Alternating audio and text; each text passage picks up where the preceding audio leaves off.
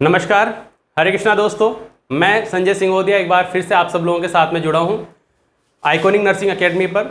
और हम जो स्टडी कर रहे हैं आपके वो जेनेटिक्स सब्जेक्ट चल रहा है। और जेनेटिक्स में हम लोग जो स्टडी करेंगे आज वो हमारा टॉपिक रहेगा AMA एडवांस मैटरनल एज।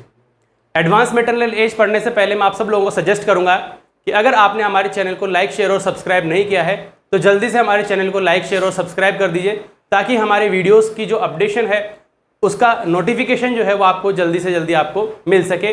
और आप हमारे जो रेगुलर वीडियोस हैं, जो हम आपके BSc नर्सिंग स्टूडेंट्स के लिए जो रेगुलर वीडियोस हम लोग अपलोड कर रहे हैं, वो उसका आप आनंद उठा सके, उससे आप स्टडी कर सके। तो हम लोग स्टार्ट करते हैं एडवांस मैटरनल एज।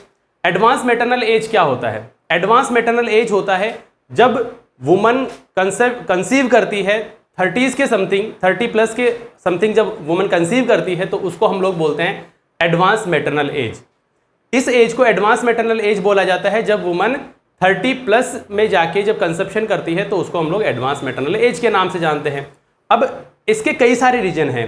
आजकल जो शादी मैरिजेस होती है वो मैरिजेस काफ़ी लेटर स्टेजेस में की जाती है, या फिर कैरियर अपॉर्चुनिटीज़ को और इन सब चीज़ों को ध्यान में रखते हुए जो वुमेन्स होती है वो कंसेप्शन को अवॉइड करती हैं। और उस वजह से क्या होता है, एडवांस मैटरनल एज की वजह से काफ़ी सारी जो आपके प्रॉब्लम्स होती हैं उनसे सफ़र करना पड़ता है। और उन्हीं सब चीज़ों के बारे में हम लोग डिस्कशन आज करने वाले हैं। आपका जो जेनेटिक्स का टॉपिक है ये कई बार एग्जाम में पूछा गया है, तो आपके लिए बहुत इंपॉर्टेंट टॉपिक है। देखिए, हम लोग स्टडी करते हैं एडवांस मैटरनल एज के बारे में। मैंने आपको बता दिया कि जब वुमन 35 के अराउंड में जब कंसेप्शन करती है तो उसको हम क्या बोलते हैं, एडवांस मैटरनल एज के नाम से जानते हैं। और जब वुमन 35 के आसपास जब कंसेप्शन करती है तो उसको एल्डरली ग्रेविडा हम लोग कहते हैं। देखिए, जब वुमन जब बोर्न होता है, जब किसी फीमेल बेबी का जब बोर्न होता है, तो जो बेबी बोर्न होता है वो आपके उसके जो एग्स होते हैं वो पहले से ही फॉर्म्ड होते हैं, है ना। जो वुमन होती है, जो बच्ची पैदा होती है, उसके जो एग्स होते हैं वो पहले से ही प्री फॉर्म्ड होते हैं। जब वो पैदा होती है तो एग्स को लेके आती है, और वो जो एग बने हुए होते हैं वो एग ही क्या होते हैं, हर मेंस्ट्रुअल साइकिल में एग रिलीज होता है। तो हम ये कह सकते हैं कि जैसे जैसे वुमन की एज जो है वो बढ़ेगी, वैसे वैसे जो एग्स है उन एग्स की एज भी बढ़ेगी। मतलब जैसे जैसे फिजिकल जो ग्रोथ होगी, उस फिजिकल ग्रोथ के साथ में हम ये कह सकते हैं कि जो आपके एग हैं उन एग के अंदर भी क्या होता रहेगा, उनकी एज भी बढ़ती चली जाएगी।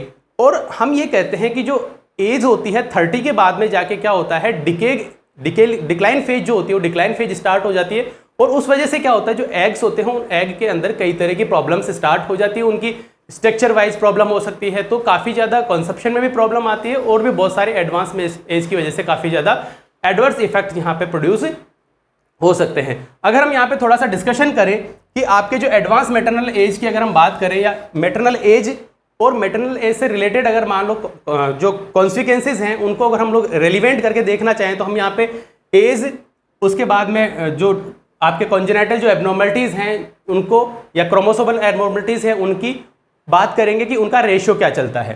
तो देखिए, सबसे पहले जो कंसेप्शन की एज है ये यहाँ पे एज है, एज। उसके बाद में हम बात करेंगे डाउन सिंड्रोम की, और एक हम बात करेंगे जो अदर्स, एनी अदर जो है उनकी बात करते हैं। तो सबसे पहले हम लोग देखते हैं, देखिए अगर वुमन की एज जो है वो 15 से 24 की एज है, तो उस कंडीशन में जो डाउन सिंड्रोम के जो केसेस फाइंड आउट होंगे वो आपके 1300 अगर लाइव बर्थ होते हैं तो उनमें से एक पेशेंट उसमें आपके डाउन सिंड्रोम का अवेलेबल होगा। इसी तरह से अगर हम बात करें अदर जो केसेस हैं, तो अदर केसेस में एक अगर 500 आपके लाइव बर्थ हो रहे हैं तो उनमें से एक जो बच्चा होगा वो किसी दूसरे कॉन्जेनाइटल एबनॉर्मलिटी से सफर कर रहा होगा। हम यहाँ पे जो डिस्कशन कर रहे हैं हम ये कर रहे हैं कि जो मैटरनल एज होती है उस मैटरनल एज का क्या रेलिवेंसी है, जो आपके कॉन्जेनाइटल एबनॉर्मलिटीज होती हैं या फिर जो और अदर जो एबनॉर्मलिटीज होती हैं उनके साथ में इनका क्या रिलेशन है, उसके बारे में हम लोग यहाँ पे डिस्कशन कर रहे हैं। तो सिंपल सा हमने यहाँ पे बताया कि अगर मदर की एज जो है वो अगर 15 से 24 ईयर है तो उस कंडीशन में 1300 बच्चों में से एक बच्चा डाउन सिंड्रोम से सफर करेगा। और अगर हम ओवरऑल बाकी सारे जो भी डिसऑर्डर्स हैं अगर उनकी बात करें तो वहां पे 500 में से एक बच्चा जो है वो उस डिसऑर्डर से सफर करेगा। इसी के अलावा अगर हम बात करें आगे हम लोग इसको बताएं तो 25 से लेके अगर 30 ईयर तक की कोई वुमन है तो उस कंडीशन में आपके 1100 बच्चों में से एक बच्चा जो है वो आपके क्या करेगा, डाउन सिंड्रोम से सफर करेगा। उसके अलावा 385 में से एक बच्चा जो है वो अदर सिम्टम से सफर करेगा। उसके अलावा जैसे जैसे एज बढ़ती जा रही है, आप यहाँ पे देख पाएंगे कि जैसे जैसे एज बढ़ेगी वैसे वैसे क्या हो रहा है, जैसे जैसे मदर की एज बढ़ती जा रही है वैसे वैसे डाउन सिंड्रोम या अदर जो सिंड्रोम्स है उनका जो रेशो है, वो रेशो क्या होता चला जाएगा, कंटिन्यूअसली बढ़ता चला जाएगा। उसके बाद में हम बात करें 31 से लेके, अगर मान लो हम 39 ईयर में अगर कोई वुमन कंसीव करती है तो उस कंडीशन में जो वुमन होती है उसमें आपके 350 बच्चों में से एक बच्चा जो है वो डाउन सिंड्रोम से, और आपके 178 में से एक बच्चा जो है वो दूसरे सिंड्रोम से सफर करेगा। उसके बाद में हम बात करें 40 से, अगर 44 ईयर की अगर एज में कोई वुमन कंसीव करती है तो उस कंडीशन में 100 बर्थ्स में से एक बर्थ जो होगा वो क्या होगा, आपके डाउन सिंड्रोम से होगा, और आपके 63 में से एक जो है वो क्या होगा, अदर्स जो एनी अदर जो कॉन्जेनिटल एब्नॉर्मलिटीज होगी उससे होगा। और अगर हम बात करें मोर देन 44 ईयर, 45 या 44 जो ईयर है उससे अगर हम लोग डिनोट करें तो यहाँ पे आपके 25 में से एक बच्चा जो है वो डाउन सिंड्रोम से, और आपके 18 में से एक बच्चा जो है वो एनी अदर कॉन्जेनिटल एब्नॉर्मलिटी से सफर करेगा। तो हम यहाँ पे सिंपल सा आप इस जो हमने यहाँ पे डाटा प्रेजेंट किया आपके सामने, इससे आपको क्लियरली ये चीज समझ में आ जाएगी कि जैसे जैसे मदर की एज में एडवांसमेंट हो रहा है, हमने यहाँ 15 से स्टार्ट किया और अबव 44 तक भी हमने, 45 के बाद में तो मेनोपॉजल स्टेज स्टार्ट हो जाता है। तो यहाँ पे आपके हमने 15 ईयर से लेकर 44 ईयर तक का देखा। तो इसमें हमने यहाँ पे ये डिनोट करने की कोशिश की कि जैसे जैसे मदर की एज का एडवांसमेंट हो रहा है वैसे वैसे क्या हो रहा है, जो डाउन सिंड्रोम या दूसरे जो और कॉन्जेनिटल एब्नॉर्मलिटीज हैं उनका रेशियो बढ़ता जा रहा है। यहां देखिए लास्ट, अगर कोई वुमन जो है वो 44 ईयर के बाद में कंसेप्शन करती है तो यहां पे देखिए 25 में से एक बच्चा जो है वो डाउन सिंड्रोम से सफर करेगा। और यहां पे अगर दूसरे कॉन्जेनिटल एब्नॉर्मलिटीज की बात करें तो 18 में से एक बच्चा जो है वो आपके अदर कॉन्जेनिटल एब्नॉर्मलिटीज से सफर करेगा। तो हम ये कह सकते हैं कि जैसे जैसे मदर की एज के अंदर एडवांसमेंट होता है वैसे वैसे क्या होता है, जो प्रेगनेंसी के कॉन्सेप्शन जो कॉम्प्लिकेशंस हैं वो आपके अराइज हो जाते हैं, और जो कॉन्जेनिटल एब्नॉर्मलिटीज होती हैं उन कॉन्जेनिटल एब्नॉर्मलिटीज के जो चांसेस होते हैं वो चांसेस भी बढ़ते चले जाते हैं। तो आपको ये डाटा जो है वो आपको समझ में आ गया होगा कि ये डाटा एडवांस मैटरनल एज जो है वो हमेशा जो है वो क्या करती है, कॉम्प्लिकेशन प्रोड्यूस करती है। अगर हम यहाँ पे देखें कि जो आपके एडवांस मैटरनल एज है उस एडवांस मैटरनल एज के क्या क्या कॉम्प्लिकेशन हो सकते हैं, तो हम यहाँ पे कॉम्प्लिकेशन का डिस्कशन करेंगे कि क्या क्या कॉम्प्लिकेशन यहाँ पे एडवांस एज के हो सकते हैं। तो देखिए दो तरह से हम लोग इसका डिस्कशन करेंगे। जो एडवांस मैटरनल एज की वजह से जो आपके कॉम्प्लिकेशंस प्रोड्यूस होते हैं उन कॉम्प्लिकेशंस को हम लोग दो कैटेगरीज में डिवाइड करेंगे। एक तो वो कॉम्प्लिकेशंस जो बच्चे को हो सकते हैं, जो फीटस है, जो बच्चा जो गर्भ में है उसको क्या क्या कॉम्प्लिकेशन हो सकते हैं, और उसके अलावा जो मदर है उस मदर को भी कुछ कॉम्प्लिकेशंस हो सकती है। तो मदर के जो कॉम्प्लिकेशंस हैं वो कौन कौन से होंगे उनके बारे में हम लोग यहाँ पे दोनों के बारे में डिस्कशन करेंगे। तो सबसे पहले तो फीटस को क्या क्या प्रॉब्लम हो सकती है, ठीक है। तो सबसे पहले तो सबसे जो बड़ी प्रॉब्लम आती है, अबॉर्शन हो सकता है, ठीक है। सबसे बड़ी जो कॉम्प्लिकेशन है वो क्या हो सकता है, अबॉर्शन हो सकता है। अबाउट 50% जो अबॉर्शंस होते हैं वो 50% अबॉर्शंस होते हैं आपके फर्स्ट ट्राइमेस्टर में। जो टोटल अबॉर्शंस को अगर हम देखें तो टोटल अबॉर्शंस में से 50% जो अबॉर्शंस होते हैं वो फर्स्ट ट्राइमेस्टर में होते हैं। और यहां पे जो अबॉर्शन है उस अबॉर्शन का रीजन एडवांस मैटरनल एज नहीं है। यहां पे एडवांस मैटरनल एज की वजह से अबॉर्शन नहीं हो रहा है। अबॉर्शन का जो रीजन है वो यहां पे है कि एडवांस मैटरनल एज की वजह से क्या प्रोड्यूस हो रहा है, कॉन्जेनाइटल एब्नॉर्मलिटीज प्रोड्यूस हो रही है, जो हमने अभी डिस्कशन किया कि इतनी ज्यादा रेशियो बढ़ जाता है कॉन्जेनाइटल एब्नॉर्मलिटीज का। तो उस कॉन्जेनाइटल एब्नॉर्मलिटी की वजह से क्या होता है, अबॉर्शन प्रोड्यूस होता है। उसके अलावा फिर एक जो कॉम्प्लिकेशन फीटस को हो सकता है वो intra uterine death. Intra uterine जो डेथ है उसके चांसेस भी क्या होते हैं, आपके एडवांस मैटरनल एज में बढ़ जाते हैं। क्यों? क्योंकि जो आपके बर्थ जो कैनाल होती है और जो यूट्रस होता है वो प्रॉपर उसको न्यूट्रिशन वगैरह प्रोवाइड नहीं हो पाता बच्चे को, और उसकी वजह से क्या होता है, इंट्रा यूटेराइन डेथ होने के चांसेस जो हैं वो भी बच्चे के अंदर बढ़ जाते हैं। उसके अलावा intra uterine growth retardation, intra uterine growth retardation जो है, बच्चा जो है वो आपके लो बर्थ वेट हो सकता है या और कॉम्प्लिकेशन हो सकते हैं उसके अंदर। तो बच्चा जो होगा उसके अंदर क्या होगा, आपके यूट्रस के अंदर उसकी जो आपके बच्चा है उस बच्चे का ग्रोथ जो है वो प्रॉपर नहीं हो पाएगी। क्यों? क्योंकि मदर जो है वो मदर की डिक्लाइन फेज स्टार्ट हो गई। 30 के बाद में जाके क्या होता है, मदर खुद जो होता है उसका प्रॉपर खुद को न्यूट्रिशन इतना नहीं मिल पाता, तो वो बच्चे को न्यूट्रिशन प्रॉपर प्रोवाइड नहीं करा पाती है। तो इंट्रा यूटेराइन ग्रोथ रिटार्डेशन भी यहां पे एक रीजन हो सकता है। और उसके बाद में कॉन्जेनाइटल मालफॉर्मेशन।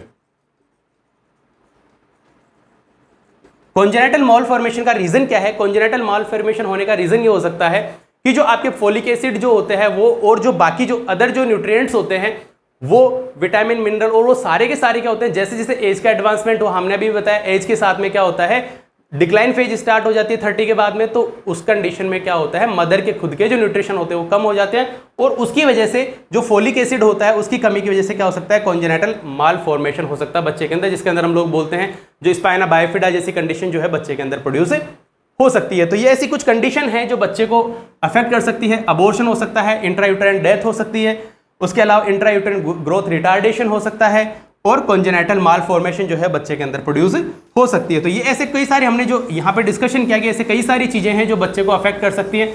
इसके बाद में अगर हम बात करें जो मदर है उस मदर को क्या प्रॉब्लम हो सकती है, हर सेल्फ उसको खुद को क्या प्रॉब्लम हो सकती है उसके बारे में हम लोग डिस्कशन करते हैं कि जो मदर है उस मदर को क्या प्रॉब्लम हो सकती है उसके बारे में डिस्कशन करें। तो सबसे पहले मदर के अंदर क्या हो सकता है, एनीमिया हो सकता है। ठीक है, एनीमिक कंडीशन हो सकती है, जो प्रेगनेंसी से रिलेटेड जो एनीमिया की कंडीशन है वो उसके अंदर प्रोड्यूस हो सकती है। हमने भी बताया क्या रीजन है, डिक्लाइन फेज स्टार्ट हो जाती है, वही सारी चीजें जो उसकी पैथोफिजियोलॉजी वही सेम रहेगी। तो एनीमिक कंडीशन उसके अंदर हो सकती है मदर के अंदर। उसके अलावा एक कंडीशन होती है जेस्टेशनल डायबिटीज मेलाइटस। ठीक है, ऐसे डायबिटीज मेलाइटस जो आपके प्रेगनेंसी कंसेप्शन की वजह से जो प्रोड्यूस होती है उसको हम लोग आपके क्या बोलते हैं, जेस्टेशनल डायबिटीज मेलाइटस बोलते हैं। ऐसी वुमन जिसके अंदर कोई हिस्ट्री नहीं थी पहले डायबिटीज की और प्रेगनेंसी की वजह से उसके अंदर डायबिटीज मेलाइटस प्रोड्यूस हो गया, तो इसके जो चांसेस होते हैं वो बहुत ज़्यादा होते हैं। जो आपके जेस्टेशनल डायबिटीज है वो बहुत ज़्यादा चांसेस होते हैं। जैसे जैसे एज बढ़ेगी तो उस मदर के अंदर अगर वो एडवांस एज में जाके अगर कंसेप्शन करती है तो उस कंडीशन में उसको डायबिटीज मेलाइटस होने के चांसेस, प्रेगनेंसी के दौरान उसको होने के चांसेस बढ़ जाते हैं। उसके अलावा अगर हम बात करें तो एक कंडीशन बोलते हैं हम हाइपरटेंशन। ठीक है, हाइपरटेंशन की कंडीशन इसको जो हम लोग प्रेगनेंसी के अंदर होती है उसको हम लोग बोलते हैं एक्लेम्सिया और प्री एक्लेम्सिया कंडीशन से जानते हैं हम लोग इसको।